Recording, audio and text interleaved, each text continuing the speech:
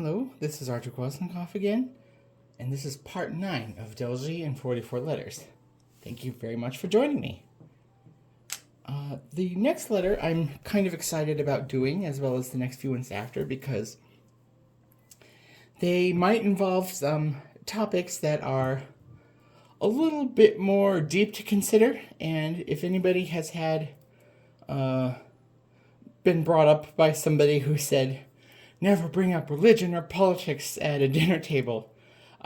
This might make you feel a little bit uncomfortable, but I want to assure anybody who watches this that I'm not going to be discussing those in general or about anything that's prescriptive or currently going on. I'm just talking about in the past, in the context through our traditional history and language, and where there are things that I find interesting and relevant to this written project, of course, but also to some of the things that I work on in my personal art.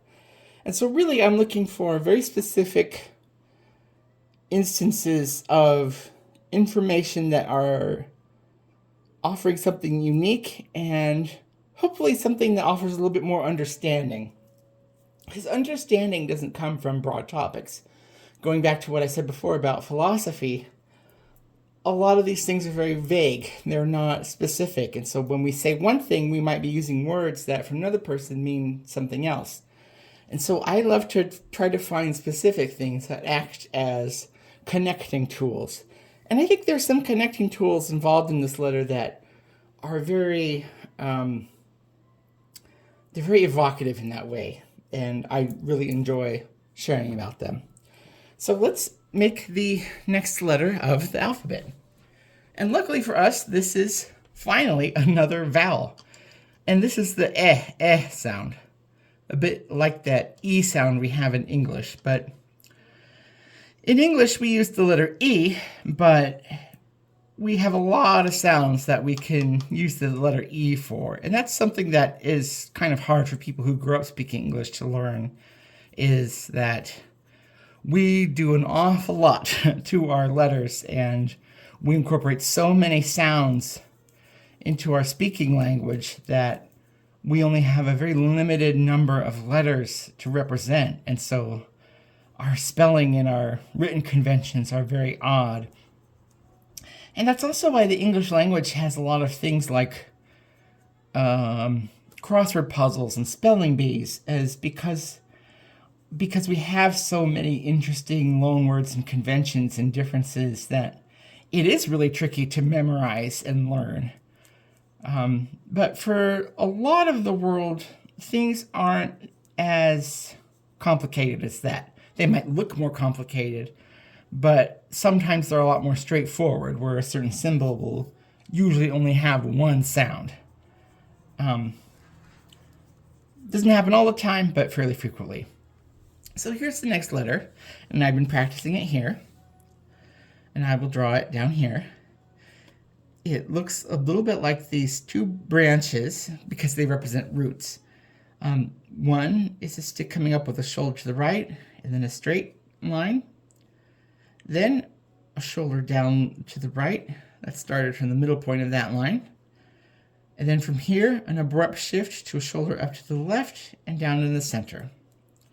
And lowercase is fairly easy. It's just this one arced line with one little line in the middle. And there is the letter L. And so, as I said, letter L is that E sound, eh. And L comes from the word it's named after, El again, which is a type of spiritual leader. But I love to say the word elegant and use that in particular and not use any of the translations, because the role of elegant overlaps other things that we think of. Some people will say it's a shaman. Well, sort of, but not really. Some people might say it's a priest. Sort of, but not really. Some people might say it's a doctor or a medicine person. Sort of, but not really. And elegant is one of those roles or titles that can be found in Dena'ina-speaking cultures that is like that, where it doesn't exactly translate to something that we know of and are familiar with, that maybe there's certain things or specialties that they had and did that don't encompass what that word or that occupation is.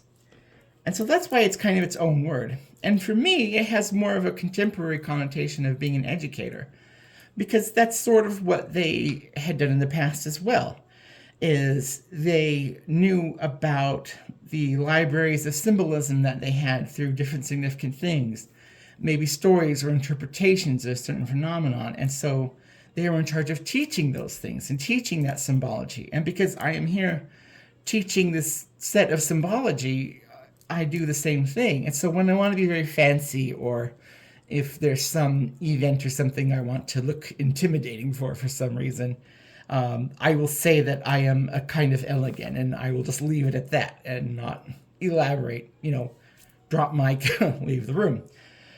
But so that's what that sort of means. It can mean all those things put together, a little bit of each. And the religious history to me is really interesting because even though this part of the world, along with a lot of the West Coast and Alaska coast, adopted a form of Russian Christianity some years ago, a lot of traditional practices and beliefs were either translated into it or evolved separately or became ascribed to a personal identity rather than called spiritual or religious. And that's a bit complicated, but think of it as, think of you're making a t-shirt, like you're designing a t-shirt. What's something that you'd put on your t-shirt and why? Well, maybe you're somebody that would put, let's say that you like the summertime and you put a big sun on your t-shirt. Well, that may not be your religion. You may not be defined as a sun worshiper. In a very literal sense, maybe a colloquial sense. But that symbolism of that sun is still something that resonates with you. And so sometimes those transitions happen where things come and go between what is taken as religious or spiritual, or what is significant but is not a part of that sphere of things. And one of those practices that I am really interested in is the practice of Libanomancy, which I've written here, which is using incense as divination. And that is something that elegans do or did. I don't know of any now who do. I don't know of any who exist. And they used a bowl of flower roots to do that kind of divination. And divination for a lot of people means things like fortune telling and tarot cards and Ouija boards. But when we talk about it in religious studies, divination just means using some form of chance or tool or some external phenomenon to make readings out of. And you can almost think of it as a way of doing art, in a way, because when somebody does a type of reading, a divination reading in a religious context, they are giving you an expression, an interpretation. They are giving you something to think about that takes the mind, where your mind is and where your concern is and your focus, and it redirects your focus. It kind of like makes you go off the rails, at least, mentally in an immediately conscious way. And it makes you think about other things. And sometimes just having that intervention of these different mental images, which can be like, different faces of a tarot card or different readings of somebody reading smoke, for example. Sometimes that insertion of a new image in your mind, in your conscious mind, helps reprocess your attention and your energy. And that's why it's connected with things like spirituality and also the concept of medicine men. And that's one of the big translations of elegant as medicine man. But as I said before, that's not necessarily 100% translatable. And so that's why I've used this beautiful violet color here, because one of the more commonly known flowers that were used for this were violets. And I have this lovely purple violet scented ink that I use as well sometimes.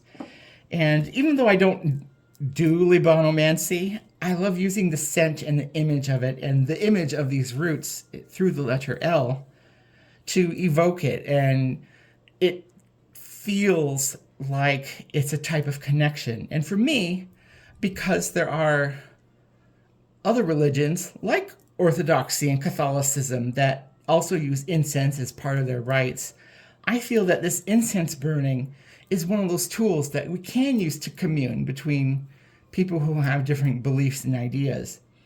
And sometimes it's just simple things like that we don't think of as overly important or significant. Sometimes it's very small things that have little connections that end up having the most impact in discourse and exchange and dialogue overall. And so finding those small connections in life between different systems and beliefs and even in politics is really important, because it's through those where the discourse and the exchange happens.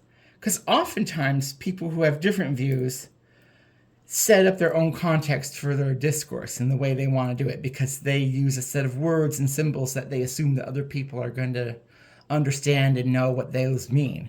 And so I love when something like this happens, in which there's the commonality of incense. And it also makes me imagine being somebody back in the late 1700s or early 1800s who was encountering these new beliefs for the first time, and seeing somebody who is using an incense, a censer, which is what these hanging incense burning pots are, in some kind of ceremony or rite, and seeing how that was at the same time both extremely strange and weird, but also strangely familiar because of that very strong use of the sense of scent and the atmosphere that creates. And so to me, that sense of scent and that in that process of having that being in your presence and in the context of people around you is something that both of these practices had in common. And going back to the word elegant for a minute, it's just the generic word for this type of spiritual person. There's actually many specific types. It's almost like you can think of elegant as occupation, and then you have your specialists, just like in medicine. And I've just written a couple over here because I don't want to go on too long. But over here, here's a katsistafin, and that's somebody who reads dreams, either their own dreams and does interpretations based on them, or you could think of them as like a counselor, somebody who would help people literally interpret their own dreams, or help make sense of something that might have been keeping them up at night, things that people worry about. And as we know, that still happens today. There are still people who have preoccupations and anxieties and a lot of things demanding their attention that aren't necessarily constructive. And so if that person were to go back then, they might see the help of a katsistafin, because that's somebody who helped address those problems. And another type is called Nichił Dena'ina, and that's somebody who read the skies. And you can think of them as more like today's meteorologist, where they would keep track of different atmosphere and sky conditions to make guesses about when times were good to do certain things, for hunting and gathering, for ceremonies, anything like that that depends on seasonality. And so they worked often with community leaders, and so that was their specialty. And so I think it's really cool how there's this little occupation that seems like it's very specific, like you're a religious person, blank, and yet you branch that out and you have all these different sub-roles. And another thing that I like to talk about is, like, this is an example, as this bowl used to smoke to burn the roots to read the smoke in, is called a janja. And janja is not just this bowl, but it can be any type of object that an elegant uses in either a ceremony or a divination tool, something that has some context like that that's beyond its immediate practical use. And so anything like that is called a janja. And sometimes when there's a piece of art or something I make that is for a very important place or a very important purpose, I will name it as a type of janja too, because that's a way that I can teach about that tradition in a passive way. And so that's kind of all I really wanted to share about the letter L. And I hope that you could get something out of it, and I hope to see you for more. Thank you very much.